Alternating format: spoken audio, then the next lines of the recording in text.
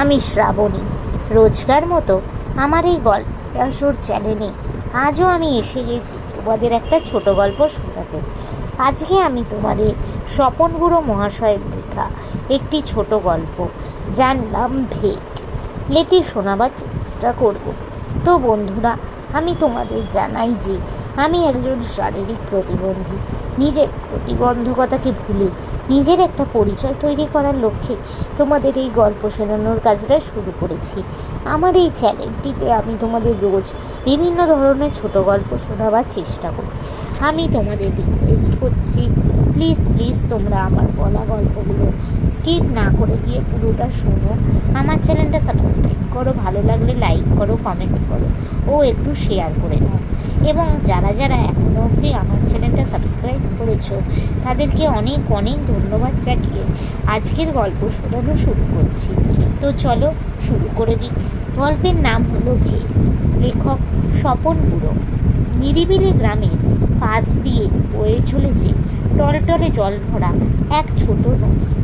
এই নদীর ধারে কানুদাস বৈরাগীর একটি সুন্দর সাজানো আখড়া, ঠিক তপবন বা উপবনের মতো দেখতে। সামনে সযত্নে পালিত একটি সুন্দর ফুলের বাগান, তাতে বেল, জুই, টগর, গাঁদা, অপরাজিতা, গন্ধরাজ, কামিনী, কত রকমের ফুল ফুটে আছে। এই প্রস্ফুটিত ফুলের সুবাসে চারিদিক মম করছে। পথিক যারা নদীর ধার দিয়ে যায় এই মন মাতানো বাগানটি দেখে তারাও দুদণ্ড থমকে দাঁড়ায়। সত্যি এমন সুন্দর বাগান আর সারা গায়ে নেই। কানুদাস বৈরাগী এত ফুলও ফোটাতে পারে। সবাই বলে কানুদাসের হাতে জাদু আছে। কানুদাস বৈরাগী একটা চন্দনা পাখি পুষেছে। সে যে কত রকমের কেষ্ট কথা শোনায়, মাসের বেলার কাছে দাঁড়িয়ে সবাই তার শোনে। কানুদাস বাবাজি গোবর নিকানো বারান্দার ওপরে লম্বালম্বিভাবে একটা বাঁশ বাঁধা, সেই বাঁশের সঙ্গে ঝোলানো আছে চন্দনা পাখি। কানুদাস বৈরাগী সকাল সন্ধ্যায় কীর্তন গায়। তার গলা যেমন সুরে ভরা, তেমনি দরাজ তার কণ্ঠস্বর। কানুদাস বৈরাগী যখন কীর্তন গায় তখন তার সঙ্গত করে এক মৃদঙ্গ বাহক, তার হাত দিয়ে বড় মিঠি। কীর্তন গাইতে গাইতে কানুদাস মধুর আক্ষর দেয়, আর মৃদঙ্গবাদক অদ্ভুতভাবে বোল তোলে। দুইয়ের সাহচর্যে কীর্তন চমৎকারভাবে জমে ওঠে। কানুদাস বৈরাগীর গানের চাইতে তার পোষা চন্দনার কৃষ্ণ কথা আরও মধুর। এই চন্দনা কখনো বলে মন কৃষ্ণ কথা গাও, কখনো সুরে বলে রাধা কৃষ্ণ রাধা কৃষ্ণ রাধা কৃষ্ণ। আগুনগত দেখলে প্রশ্ন করে, কে এলো গো কৃষ্ণ সখা? গ্রামের সখা সবাই চন্দনাটির মুখের এই বুলি শুনতে ভিড় করে। মেয়েদের ভিড়ই এখানে একটু বেশি। আর ভক্তের দল কানুদাস বৈরাগীর কীর্তন শুনে দুই নয়নে অশ্রু বইয়ে দেয়। অনেক সময় সারা গায়ের লোকের মুখে প্রশ্ন জাগে, কে বেশি আপনার, কীর্তন গায়ক কানুদাস না মধুবুলি চন্দনা? কানুদাস বৈরাগীর সেই বাগানে নিত্য ফুল ফোটে, নতুন নিত্য নতুন গান জাগে, নিত্য সুর ওঠে। একদিন গায়ের লোকেরা অবাক হয়ে দেখল এক বৈরাগিনী এসে জুটেছে কানুদাস বৈরাগীর আখড়ায়। তাই দেখে গায়ের বৃদ্ধারা কেউ ভুরু কোচকালো, অপর একদল টিপ্পনি কাটলো, এইবার নববিদ্যারকম জমবে ভালো। মেয়েরা বলল, বৈরাগিনীর মুখখানি বড় ঢলঢলে। অলকা তিলকা কেটে বৈরাগিনী যখন কানুদাস বৈরাগীর গা ঘেঁষে বসে মিঠে গলায় কীর্তন ধরে, তখন বাঁশির বেড়ার ওপারের লোক জমে যায়। বৈরাগিনীর নাম রাধারানী। আহা, কানুদাসের সঙ্গে রাধারানীকে বড় সুন্দর মানায়। এতদিন কানুদাস কি সুন্দর, কি কুৎসিত, লম্বা কি বেটে, কথা কেউ ভাবত না। রাধারানী আসার পর থেকে আপনা থেকেই তুলনার কথা এসে পড়ল।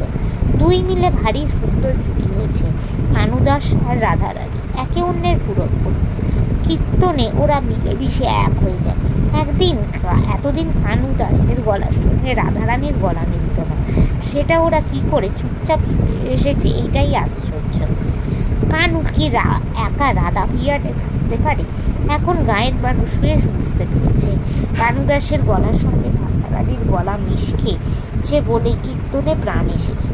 এতকাল শুধু কানুদাসের গলা তাদের মজিয়েছিল কী করে ভেবে ওদের বিস্ময় অবধি থাকে না। মাঝে মাঝে কানুদাস আগ্রা ছেড়ে 2-4 দিনের জন্য কোথায় চলে যায়। তখন রাধারানী মালা গাঁথে, গোপীবল্লভের পুজোর আয়োজন করে, দ্বারে বসা চন্দনাকে নতুন নতুন বুলি শেখায়। কিন্তু কীর্তন গাইতে বললে রাধারানী রাজি হয় না। মুচকি হেসে উত্তর দেয়, আগে বৈরাগী ফিরে আসুক, তখন তোমাদের প্রাণ ধরে কীর্তন শোনাব। আসল কথা হচ্ছে কানুদাসের বনট গলার সঙ্গে রাধারানীর মিষ্টি গলার গান মিশলে কীর্তন মধুর হয় না। আবার হঠাৎ একদিন কানুদাস আগ্রায় ফিরে আসে। রাধারানী দু চোখে ঝিলিক ওঠে, গলায় মধুর গান জেগে ওঠে, কীর্তন আপনিই জমে ওঠে। গাঁয়ের মানুষও আনন্দ করে গান শুনতে আসে। বিপদে পড়লে অনেক সময় পাড়ার মেয়েরা গোপনে রাধারানীর কাছে আসে। শোনা যায় রাধারানী নাকি অনেকে টাকাটা শিল্পীটা অসময়ে দিয়ে সাহায্য করে, কিন্তু সেই ঋণ শোধ করতে গেলে রাধারানী ফেরত নেয় না। দিব্যি চোখ মুছে বলে, আমরা কৃষ্ণের দাস, কৃষ্ণই তোমায় অসময়ে দেখেছে, বিপদে দান করেছে, ও টাকা আমি ফেরত দিতে পারবো না। কৃষ্ণের দান কৃষ্ণের পূজায় ব্যয় করো। রাধারানীর মনের কথা বলে মেয়েরা কুল পায় না। আহা, মুখে যেমন মধু, মনটাও দরদে ভরা। একদিন গভীর রাতে কিসের কোলাহলে গ্রামবাসীদের আচমকা ঘুম ভেঙে গেল। কানুদাস বৈরাগীর আগ্রা থেকে এই গোলমালটা শোনা যাচ্ছে। কানুদাস আর রাধারানীকে বিপদে পড়ল। গ্রাম শুদ্ধ মানুষ সেখানে গিয়ে হাজির হলো, কিন্তু যে দৃশ্য তারা দেখল তাতে তো একবারে তাদের চক্ষু স্থির। একদল পুলিশ এসে সারা আগ্রাটা একেবারে তছনছ করে ফেলেছে। ফুলের গাছগুলো ভারী বুটের দাপটে মাটিতে ঠেকিয়ে পড়েছে। কানুদাসকে উঠোনের কোণে পিচমোড়া করে বাঁধা অবস্থায় দেখা গেল। কানুদাসের শোবার ঘরের মেঝে করে পুলিশের দল নাকি অনেক টাকা করে গয়না আর অস্ত্র খুঁজে পেয়েছে। ওকে এক্ষুনি সদরে চালান করে দেয়া হবে। ডাকাতদের সর্দার নাকি কানুদাস, কিন্তু রাধারানীকে কোথাও খুঁজে পাওয়া গেল না। এই ডাকাত সর্দারের কি করে ঘর করতো রাধারানী, এ কথা ভেবে মেয়েদের আর বিস্ময়ের পরিসীমা রইল না। আহা, অমন ঢলঢলে মুখখানি! কিন্তু গাঁয়ের একদল সন্ডা গুন্ডা লোক প্রকাশ্যে কানুদাসকে সমর্থন করতে লাগলো। তারা বলল, আজকের দিনে ভিক না নিলে নাকি ভিক মেলে না। কানুদাস নাকি আগ্রা সাজিয়ে উচিত কাজই করেছে। পুলিশের দল কারোর কোনো কথায় ভ্রুক্ষেপ করলো না। পিচমোড়া অবস্থায় তাকে জিপে চাপিয়ে নিয়ে গাঁয়ের পথে ধুলো উড়িয়ে চলে গেল। শুধু কানুদাসের চন্দনাটার দিকেই কেউ ফিরে তাকালো না। কানুদাসের বারান্দায় সে শুধু ক্যাঁটা করে ডাকতে লাগলো। সে ডাক যেন কর্কশ, তেমনি বিরক্তিকর। তার মুখের আওয়াজেও আর কোনো কৃষ্ণ কথার বুলি ফুটল না। তাহলে কি কানুদাসের সাথে সেও ভেগ নিয়েছিল? নমস্কার। তো বন্ধুরা, আজকের এই ছোট গল্পটা এখানেই শেষ হলো। তোমাদের যদি ভালো লাগে প্লিজ একটা লাইক করো, আমার চ্যানেলটা সাবস্ক্রাইব করো, শেয়ার করো। আজকের মতো আমি চললাম। আমি কাল চেষ্টা করবো তোমাদের এরকমই কোনো একটা ছোট গল্প শোনাতে। আজকের মতো টাটা।